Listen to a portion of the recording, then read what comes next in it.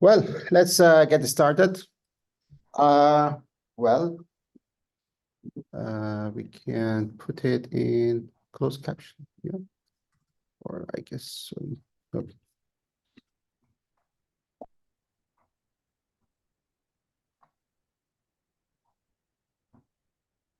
It's fine, I guess so. Yeah.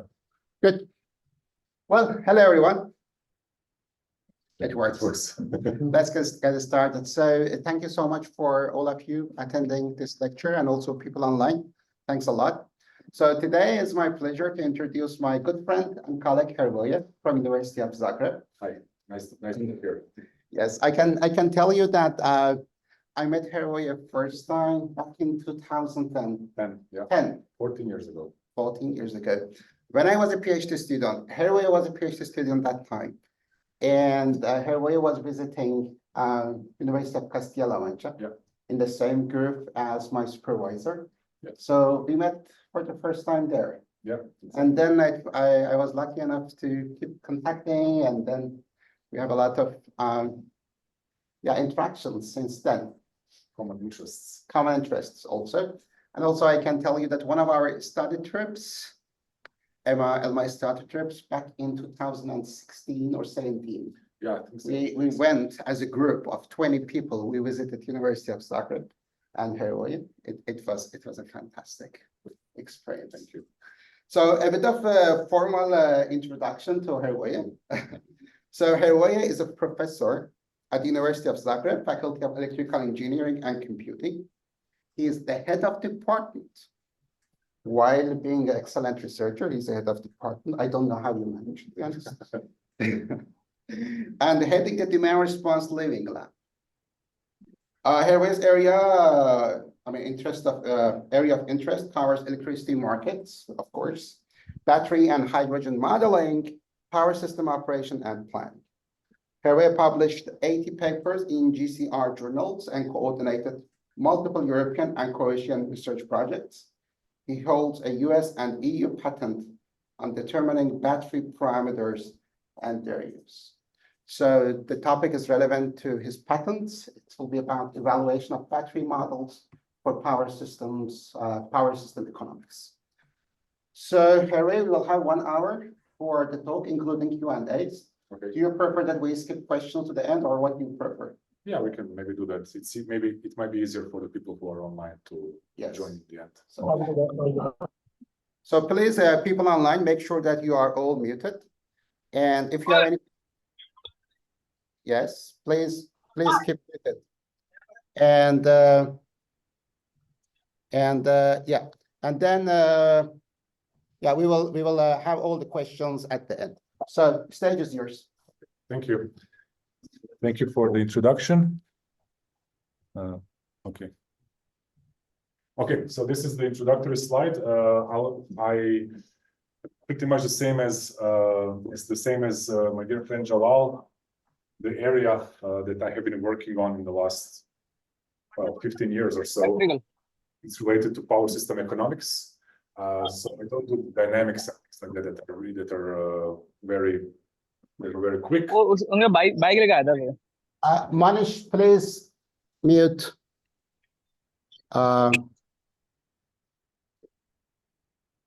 Let me say. Is there? Yes. Not us. Yes. Yeah. I'm mute. Okay. Good. Yeah. Go ahead. So I've been working in power system economics field for a number of years. My name is Hrvoje. It's very difficult to pronounce for people who are not of Slavic origin, I would say. So that's why I wrote it here, how to read it maybe in an easier way. That's it. Okay, sorry. I just wanted to share one slide about me. I graduated from the University of Zagreb, started my PhD in 2007. In 2010, as Jalal said, I visited Antonio Conejo, where I met him. I met some other people who worked here, including Juan Miguel Morales Gonzalez, who is now in Malaga. And after graduation, I spent 2 years as a postdoc at the University of Washington in Seattle. And then I came back to Zagreb, where I became an assistant professor, and now I'm just a regular professor. So yeah, in this room, I have two dear friends. One of them is Jalal, who I've known for 14 years, and the other one is Tomislav, who is now a professor here. He graduated from the same university, same faculty, same department as I did. So I'm very glad to be here. I think this is my third or fourth time here. So I feel very comfortable being here.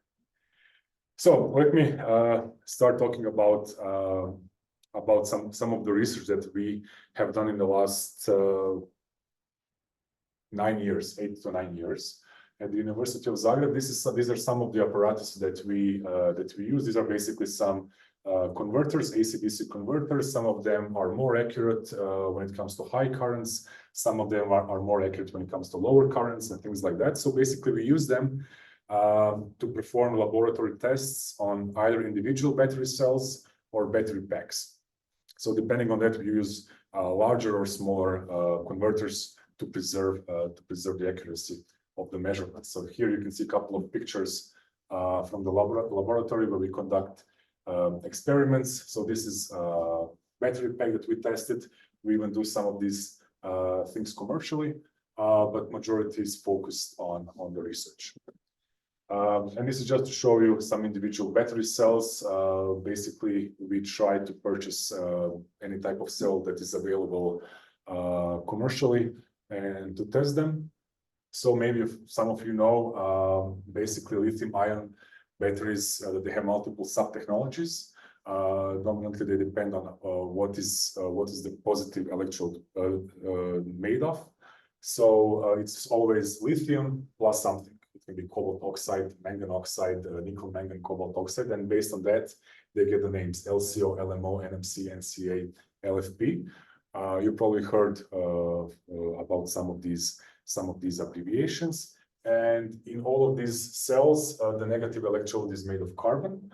And if the negative electrode is made of titanium, it's called LTO. So this is just to give you a short insight. I'm not sure how familiar you are with the wording and naming scheme. So we developed our in-house software to test battery cells and battery packs and using commercially available power converters to do that. So the main question was, basically it started when I was a postdoc. I worked on this in Seattle. I worked on a project that was focused on integration of energy storage, and they were focused on battery energy storage. Back in the day, in our field of power system economics, we didn't know much about large-scale batteries because we didn't have many of them in the system, only maybe for some specific applications. So the primary question was, how do we model energy storage when it comes to power system operations? So we generally use we discretize time in 1 hour or maybe 15-minute steps, something like that. So our models have to be relatively straightforward, convex, linear. It's important because energy storage is usually a part of a larger problem. So we cannot use all of our resources just to model energy storage. So in that sense, this is a general model of energy storage, which basically says you limit the charging power, you limit the discharging power. The last one limits the state of energy, how much energy you can put in energy storage. And the penultimate one is to keep track of the state of energy, which says the state of energy at hour t is equal to the state of energy in the previous hour, plus whatever was charged into the battery, minus whatever was discharged from the battery. Usually one of these two should be, at least one of these two should be 0. So this is how we model energy storage. And when it comes to battery energy storage, we also pretty much modeled it like this. So the question was, back in the day, 6, 7, 8 years ago, was, is this actually viable for battery storage? Because this model can be used for pumped hydro or any other type of energy storage. So we started looking into that. And then when you look into the literature on batteries, battery cells, battery packs, but from a different perspective, from the perspective of electrochemists, they classify the model as a chemical one, electrical circuit, stochastic, and analytical models. However, these models are very complex and they require a lot of inputs. For instance, one of the models requires 50 battery-related input parameters, such as thickness of the electrodes, which is something that's way beyond something that we want to look into.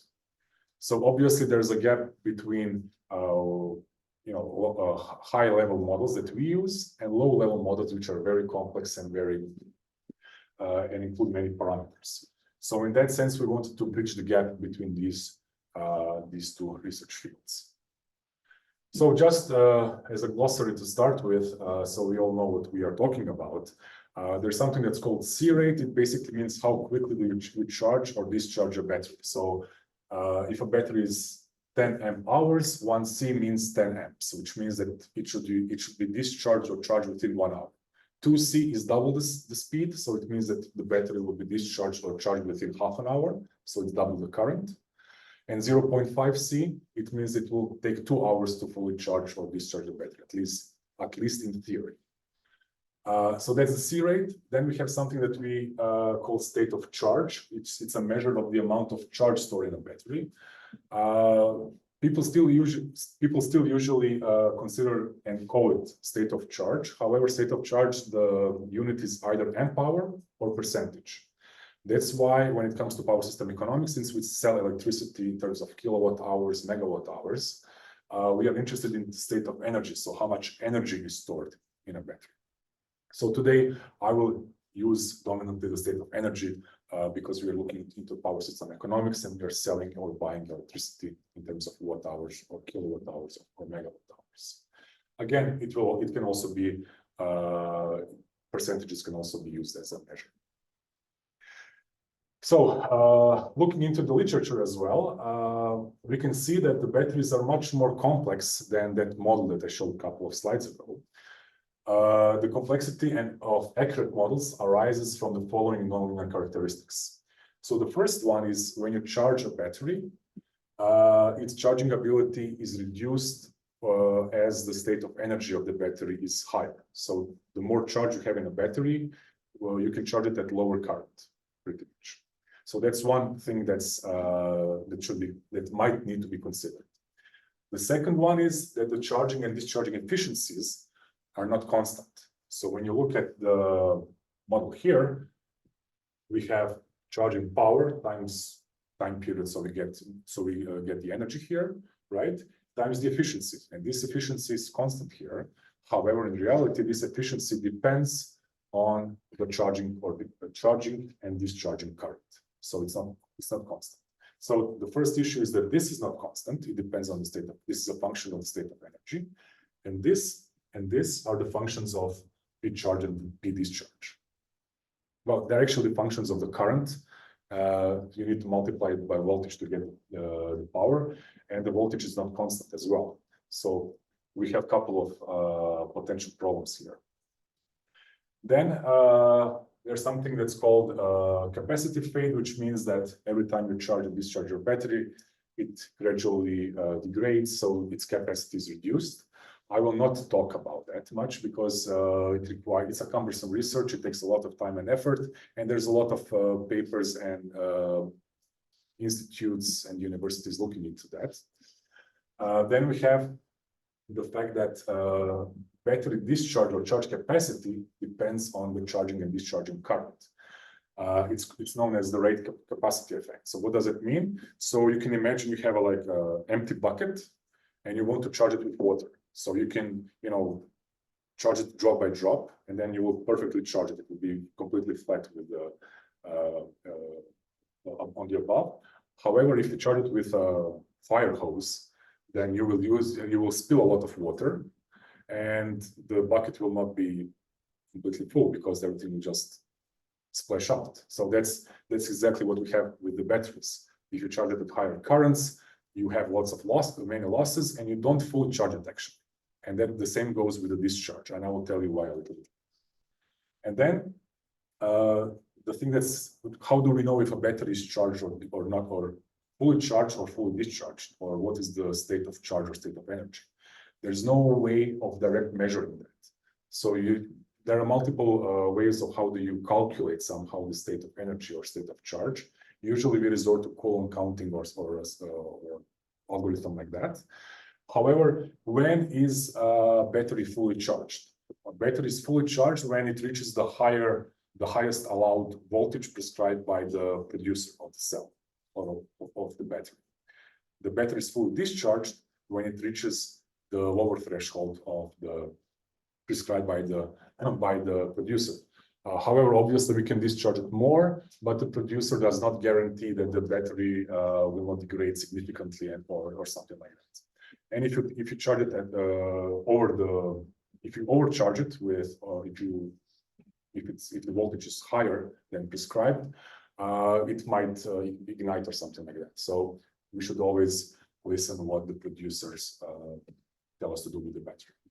So there are many of things to consider here.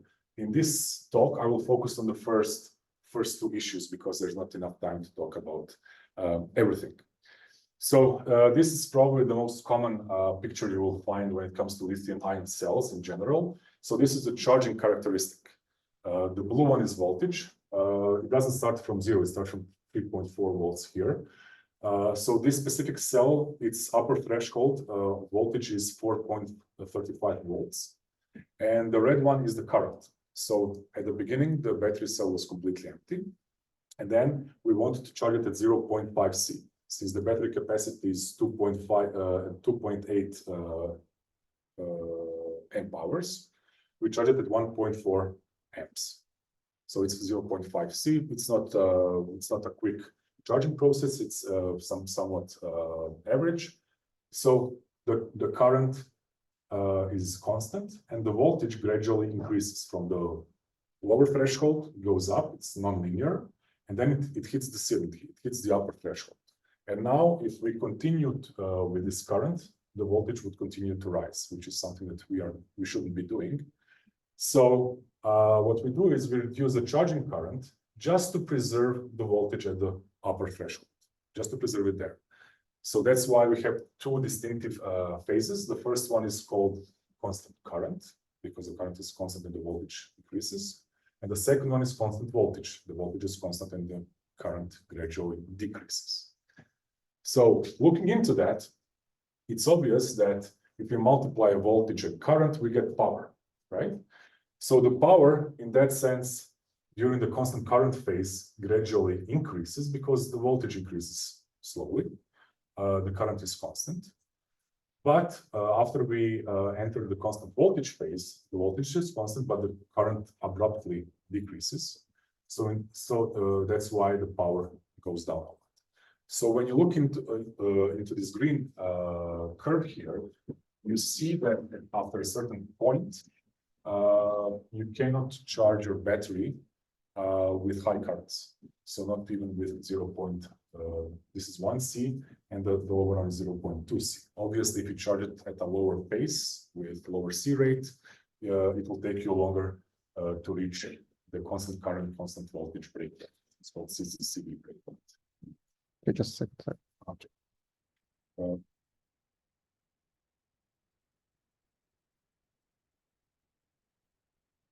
So I think you pretty much might be aware of that. If you have any interest in electric vehicles, you probably saw headings saying Tesla starts limiting charge to 80% at busy superchargers to reduce wait times, because after 80% more or less, the charging current is significantly reduced, charging power is significantly reduced.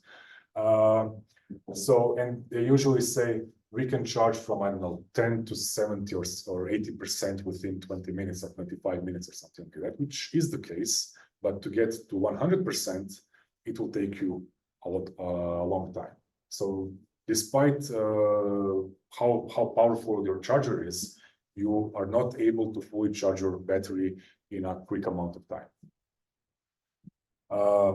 So this is just to show you how it works in practice. We were on a business trip in Vienna some time ago, and they have this Porsche charger, which is 320 kilowatts. So it's a very super fast charger. And this is just some snapshots that we took during the charging process. So here you can see that the voltage is 720 volts on the left, in the left picture. The current is 300 amps. That seems a lot, and the charging power is 218 kilowatts. And the state of energy is 45%. And after a while, when it gets to 76%, you can see that the voltage is higher. It's 749 volts, so as opposed to 720. The current dropped from 300 amps to below 200 amps, and obviously the power is reduced as well. And after a while, as the car is more charged, the lower is the current. The voltage you can see is always 750 volts, which is the upper threshold for the battery in this electric vehicle that we had at our disposal. And here you can see when the battery was 89% charged, the charging power was 55 kilowatts. So despite of being able to charge at 300 kilowatts, the charger itself, the battery cannot sustain that. So this is the reality that you can actually see when you charge your EV at high C rates. And this is the figure that we just took from the pictures before. So you can see in the upper figure that the current goes significantly down, which makes sense because it entered the constant voltage phase and the current had to go down. So that's also the reality. So that's one glimpse into this charging ability, which is greatly reduced at high states of energy. And the other thing I will talk about briefly is the battery efficiency. So here you can see charging and discharging profiles. The charging profiles are in blue color and the discharging profiles are in red color. On the left-hand side, you can see for 0.2 C. On the right-hand side, you can see the curves for 1 C rate.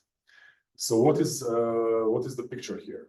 Basically, if you use the same current, and pretty much you do besides in this part here of the blue curve, because then the current went down, and this part of the blue curve as well, the current went down. You can see that when you charge your battery, the voltage is higher than when you discharge it. And the difference is lower when the C rate is lower, and the difference is higher when the C rate is higher. So basically, if you use the same current and different voltages, it means that the power is different.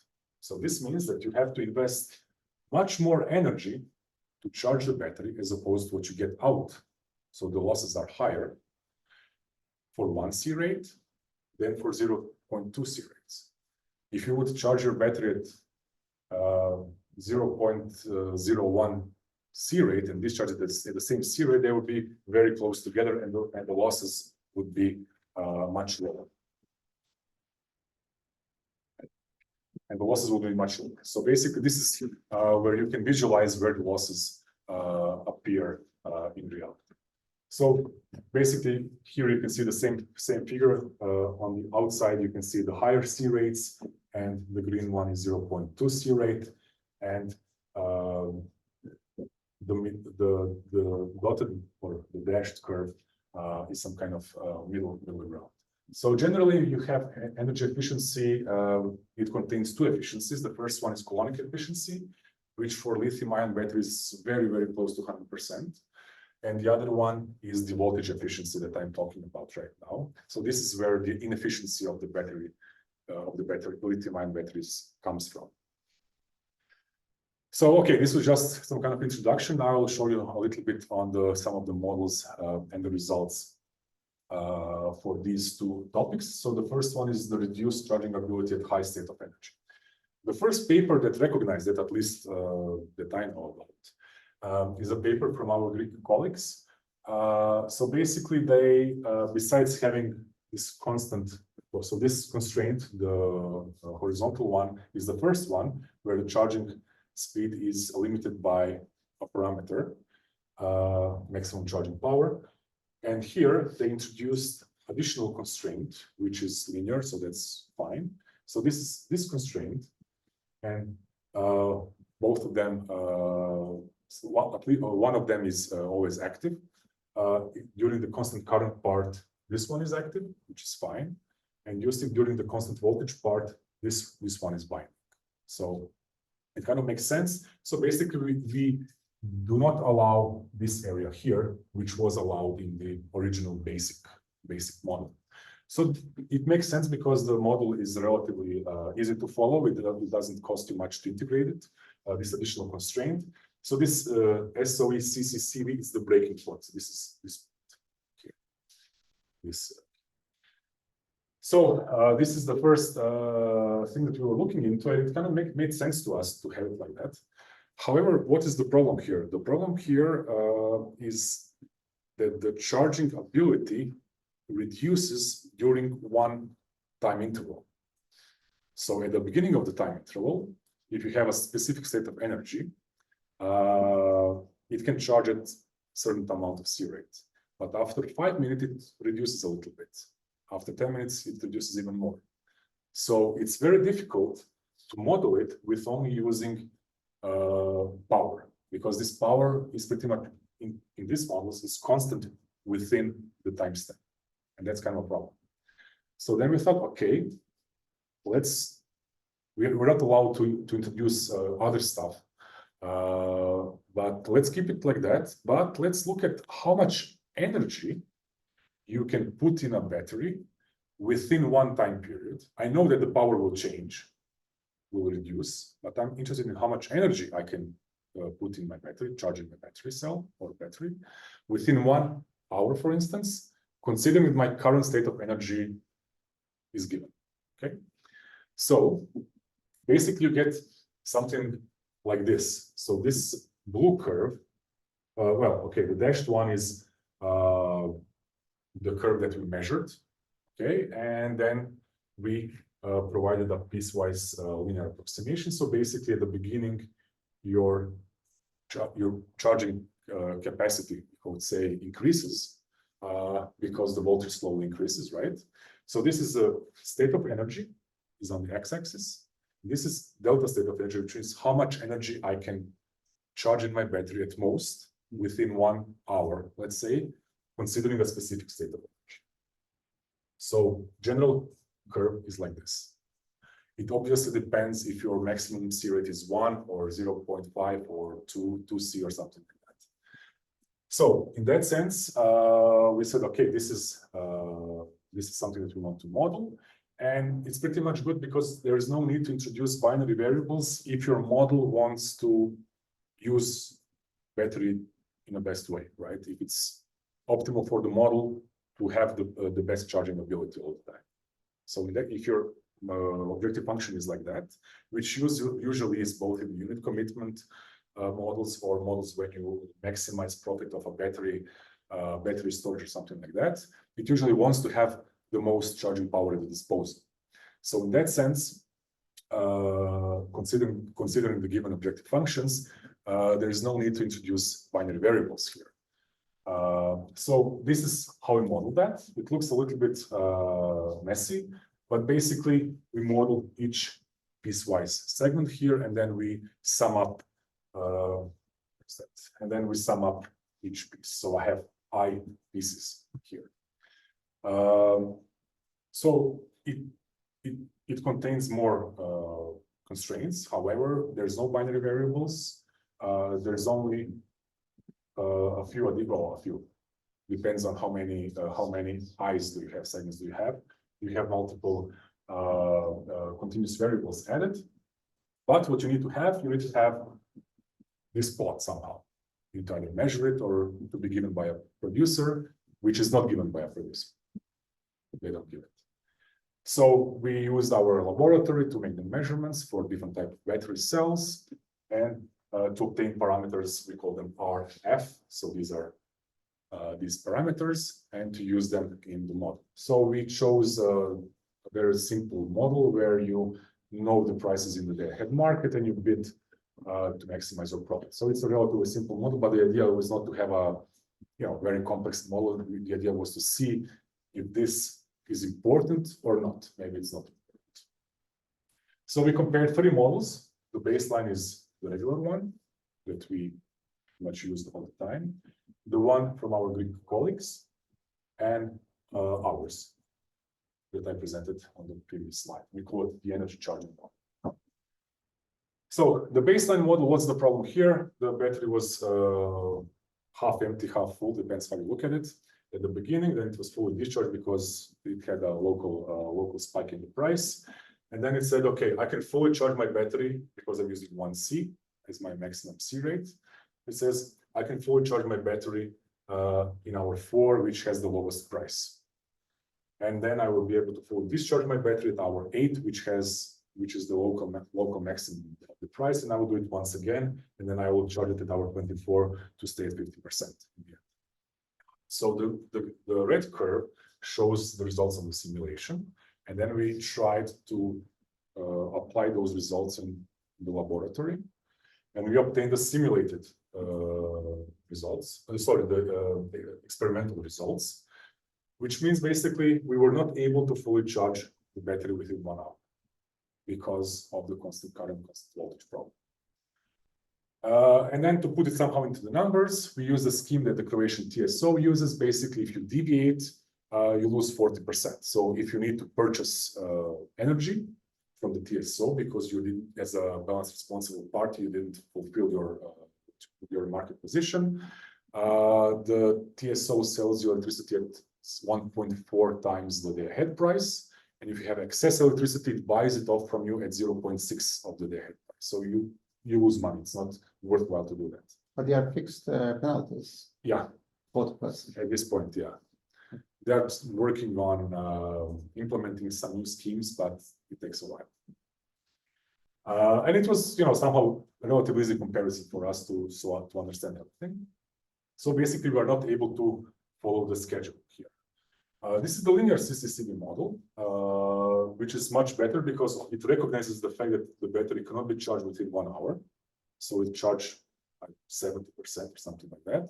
Then it charges it a little bit more and a little bit more to fully charge your battery to fully charge the battery at prices which are probably relatively higher as compared to this one in this hour. But what was good is that in the experiment, we managed to follow the schedule perfectly. So there's no deviation or anything like that. Then we have our model. Our model is, like, if you compare it to the previous one, we have charging during 4 hours. We have charging during 1, 2, 3, and just a little bit here, the 4th hour. So, well, it's based on the measurements, obviously. So that's one thing to understand. And it's a little bit more aggressive than the CCCV model. It's a little bit more aggressive. So some differences here are because of the measurement errors, stuff like that. Because if you apply the same charging process 2 times on the same battery, you will not get exactly the same results. So just to compare, this is a table showing that the baseline model was supposed to make 25 to deliver 25 megawatt hours, but it delivered on much less than that. And the resulting profit, when you apply these penalties by the TSO, it's much lower than expected. However, the expected profit in the simulation is the highest for the baseline model because it is less constrained. The linear CCCV model is exactly the same, so there's no issues with following the schedule. However, it's not aggressive enough. Our model is more aggressive, so the expected profit is higher, and we had some errors. And that's why our actual profit is a little bit lower than expected, because we were not able to completely follow the schedule. So that's just to show that, well, in this model, the thing is that the battery is in the objective function. If you use your battery as a part of the unit commitment problem, which has a bunch of other things affecting the objective function, the difference is not as high. The difference is only there for the owner of the battery, basically. So it depends what kind of models they use and it makes sense for them. And a few words on the variable battery efficiency. So that's another issue that I mentioned at the beginning, that the battery efficiency depends on the charging and discharging currents. It's generally lower for higher currents. So what we did here is what can you measure when you have a battery? You can measure, well, you can measure a bunch of things, but as electricians, we can measure current and voltage and temperature. But current and voltage, basically. You cannot measure state of energy, you cannot measure power directly, but you can calculate it. You cannot measure energy directly, but you can integrate it, integrate the power. So basically what you can do is you measure your current and voltage when you charge the battery. You get how much energy you took from the grid. Then you measure voltage and current when you discharge the battery. And then you see how much energy you got out. When you compare those two, you see what is the cycle efficiency, overall efficiency of both charging and discharging. Maybe your charging process was more efficient than the discharging process, but you don't know that because you cannot measure that. So what we did was, we said, okay, let's charge at 0.2 C and discharge at 0.2 C and see what will be the efficiency. So we can calculate that relatively easily from the measurements. Then let's charge it at 0.2 C and discharge it at 0.5 C. And we'll get some other efficiency. That's a round trip efficiency. That's the overall both charging and discharging efficiency. So we did it for 3 combinations, 0.2, 0.5, and 1 C charging and discharging, and we obtained 9 values.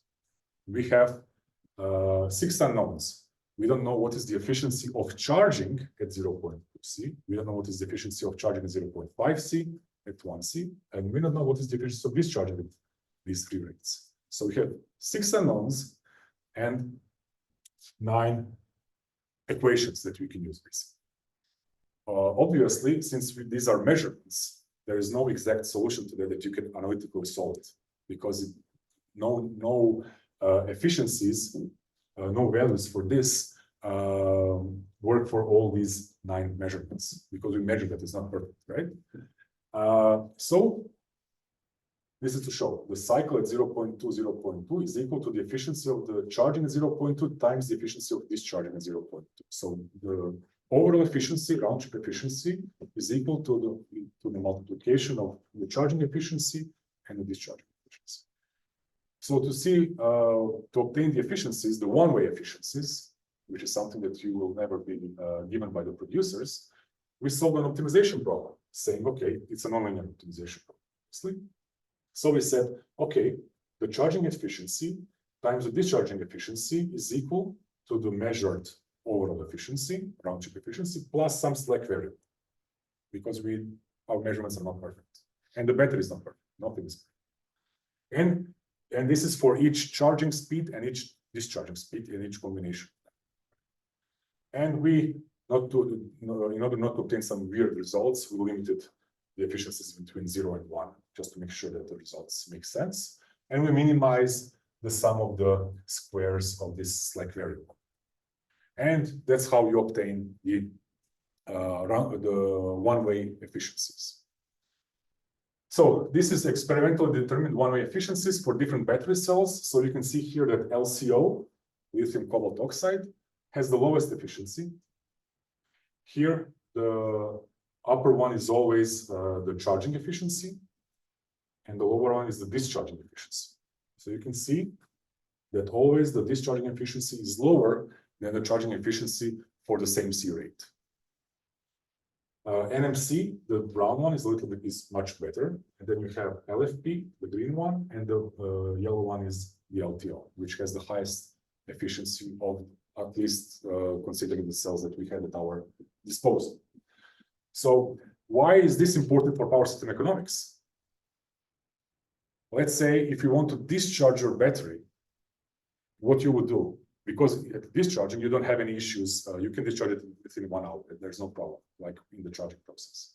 If you want to discharge it within 1 hour, your model would say, discharge it when the price is the highest in that 1 hour. And you can do that. There's no problem with following that order. However, if there's another hour, the following hour, the price is maybe just a little bit lower. Just a little bit lower. Let's say 75 euros and 74 euros. It makes sense to charge roughly half in 1 hour and roughly half in the other hour, because the efficiency is higher, much higher, and the price difference is not as big. That's the application in power system economics. That was the idea that we. However, in this equation that I already showed you, the problem is that you have to multiply P charge times the eta, the efficiency, and they're both variables. So we derived, we said, that, okay, this multiplication is equal to some kind of new variable. The green one is power taken from the grid times the efficiency is the power charged into the battery. Okay, so we use only this instead of these two. However, we need to find the relationship between P charge and P hat charge. Again, we use pretty much the same thing. So these four equations for the charge, for the discharge. Again, there is no need for binary variables. Basically, this is the gray one is the perfect process. Here, the red one is so how much power you take from the grid and how much you get into. So this is how much you take from the grid, and what comes into the battery is not the gray one, it's less than that. Okay, and you need to take more power from the battery to inject a certain amount into the grid. So basically, that's why we need to model both for the charging and for the discharging process. These you multiply by the efficiencies, which are different for different C rates, and that's how you obtain the P hat charge and P hat discharge. Again, you need to obtain somehow the parameters here. So you need to perform measurements or have the parameters from a specific source or something like that. So, and just to show some of the results here, so this is for the NMC cell. So we have the basic model, the first one that I mentioned. Then we have the charging model, but constant efficiency. Then we have the efficiency model, but we didn't implement the charging part. And then we have the full model, which implements both the variable efficiency and the reduced charging ability. So for the NMC cell, what you can see here, again, it wants to charge at full rate, but you cannot do it. You cannot do it physically. But what you can see here is that the charging model is much closer to reality than the efficiency model, which means that the NMC cell has relatively short constant current part. So it's important to implement the charging model for the NMC cell, and not as much to implement the efficiency model, the variable efficiency model. So we use the constant efficiency here.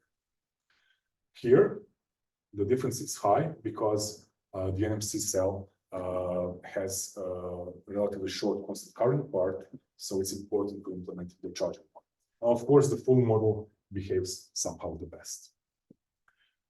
Pretty much similar for the LCO cell, but now when you move to the LFP cell, ferrophosphate, what happens is the efficiency model that behaves well. Why? Because it has a very long constant current rate.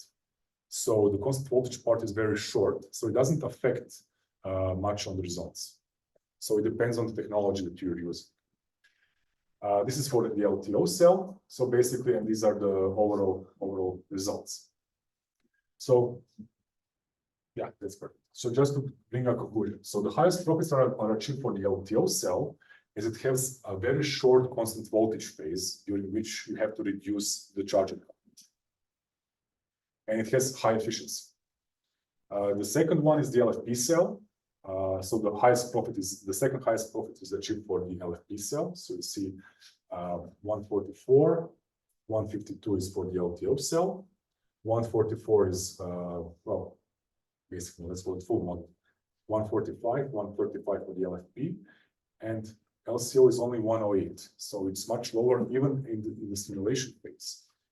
Why? NMC and LCO cells have much longer constant voltage phases. So there's a huge impact on the reduced charging ability, but the NMC type is much more efficient than the LCO type, which is why the LCO cell achieved the lowest expected and simulated profits of 4 full models, which I can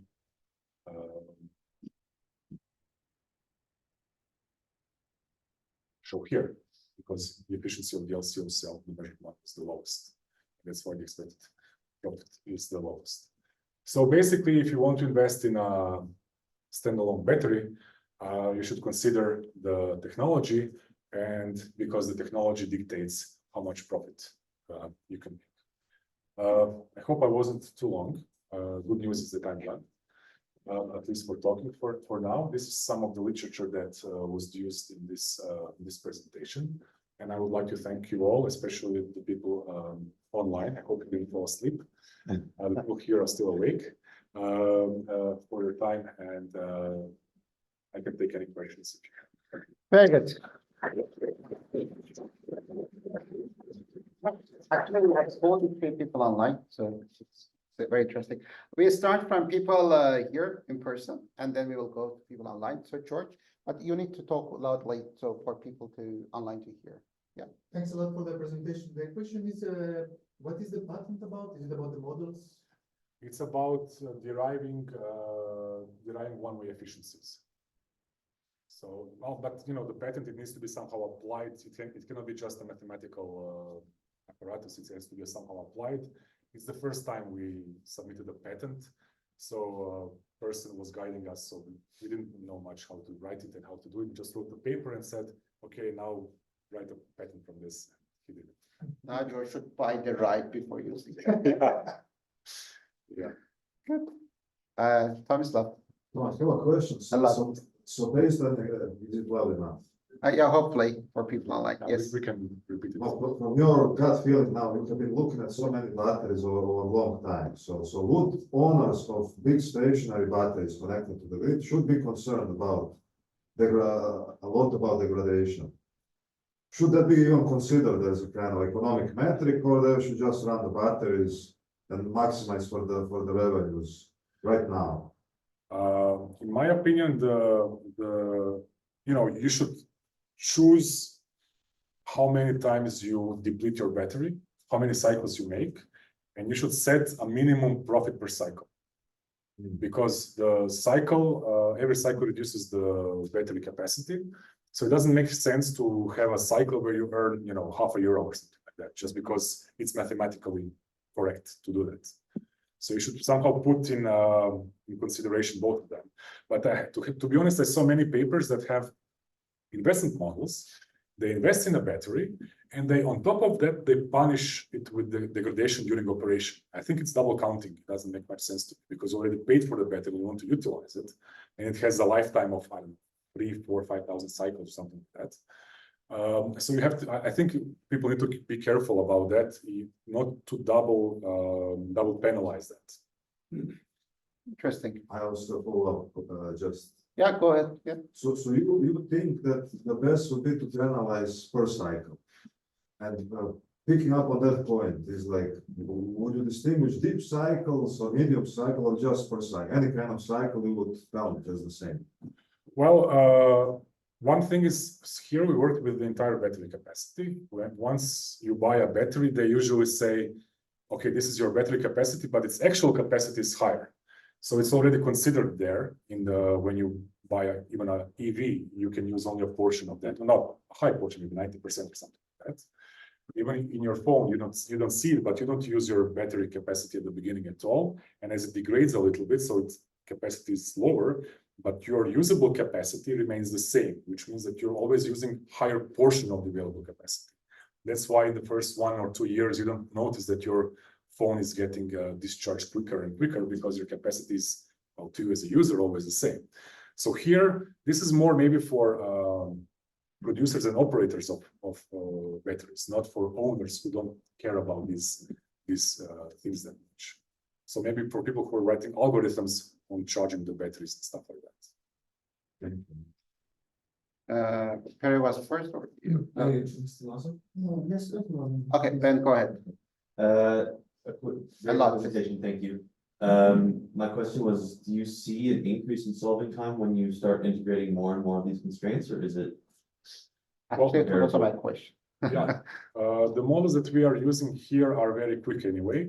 Once we tried to use it in the unit commitment model, again, it wasn't an issue because you have binary variables for generators, and you don't have, million batteries in one system. So we had maybe 5 or 10 of them.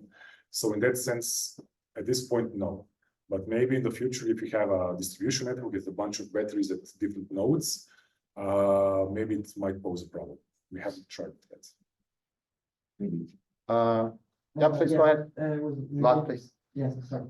And maybe it was a little bit off-topic question, but the origin of this decreasing of efficiency during different current charge and discharge is due to the difficulty that have the lithium ions that traveling into the electrolyte when they find the electrode to find the available spot to Yeah. put, and this is, related to It's a chemical thing. I don't know Yes. much about it, but basically, when the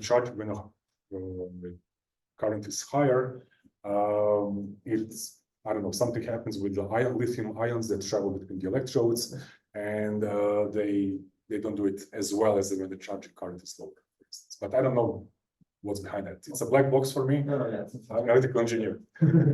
Let's check the chat box. Well, so there's a question from Krista. You are measuring the energy content before the charger, right?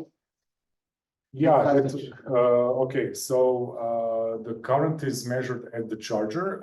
The charger efficiency, that's why we use multiple chargers, well, for different currents. The charger the converter efficiency is the highest when it's close to nominal rating, as far as I know about power electronics. So basically, there's probably 0.5% of losses or something like that in the charger itself, but it's in all our measurements. So hopefully it cancels. I mean, the results should be pretty much the same. Maybe the numbers should be a little bit different, but the comparison should be the same. But yeah, I measured the. But yeah, if I can pick Yeah, you go can. ahead, please. Yeah, go ahead, please. So Christian Hrvoje from the other side of DTU. Sorry that I was not there, but I've also seen that when you charge and discharge with the charger, and that is a question that I'm trying to answer myself. That the charger itself has different efficiencies. So it has a different efficiency when it charges the battery, and it has a different efficiency when it is discharging. And I'm seeing that one with the bidirectional chargers. So that was my question. Like maybe you had some insights into that one. Yeah, so the next idea is to have additional measurements at the battery itself, well, at the terminals of the battery, which should be very accurate. So we are contacting guys from the electronics departments to provide us with this apparatus. So maybe in a few months I might be at least able to give you a couple of insights, because at this point I don't have any. Good. Then Mihaly, oh, nice to see you, Mihaly, here. He asked about the video. Yes, we will share it. We will upload it. So you will find it later. Tushar is asking, thank you for the presentation. Does the degradation play any role here? And if so, how should it be considered? Yeah, here, it's a similar question, I believe. So here we didn't pay attention to the degradation, because we used new cells and only a couple of cycles. So in that sense, we are hoping that the degradation didn't play a role here.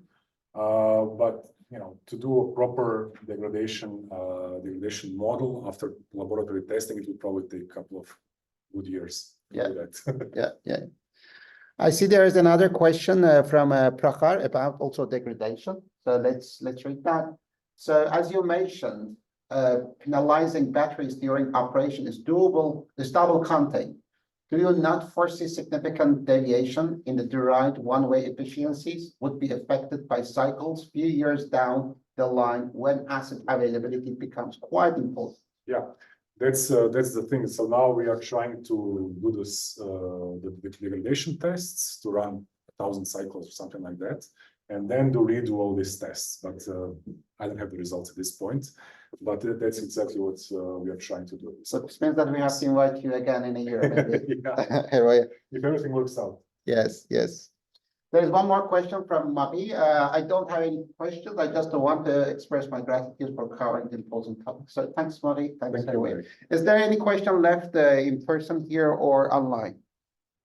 Yes, can I follow up with just one Yes, question? a bit loud, please. Yes, it seems to be that the degradation seems, at least for many of us, being the main problem But would you say that there are maybe other phenomena that are not included in the current model yet that maybe can be more important, or like in general, what are the future improvement in the models right now? Well, it makes sense that people ask about degradation because it's the Yeah. most obvious. We Yeah. see it in our everyday lives with cell phones and EVs and things like that. And it's related to the investment. You want your assets to last the longest as possible.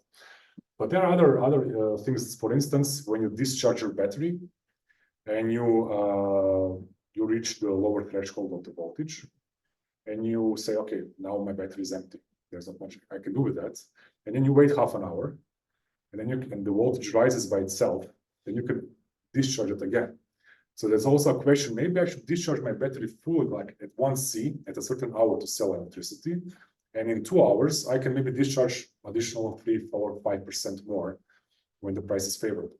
So it's almost impossible to say when a battery is completely empty. Well, when the voltage is 0, then it's empty, but that's not where we want to go.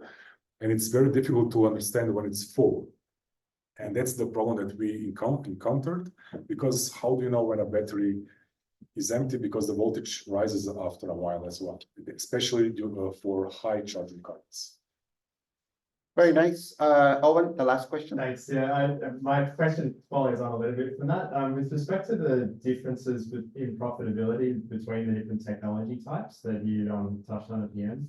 I was wondering, first of all, if when you were considering the profitability, if that is just the profitability that you gain from using your model, or if it's the overall profitability, including the difference of CapEx for those different technology types? No, that's just operational one. So it Yeah. might happen that one type of lithium-ion batteries can make more cycles.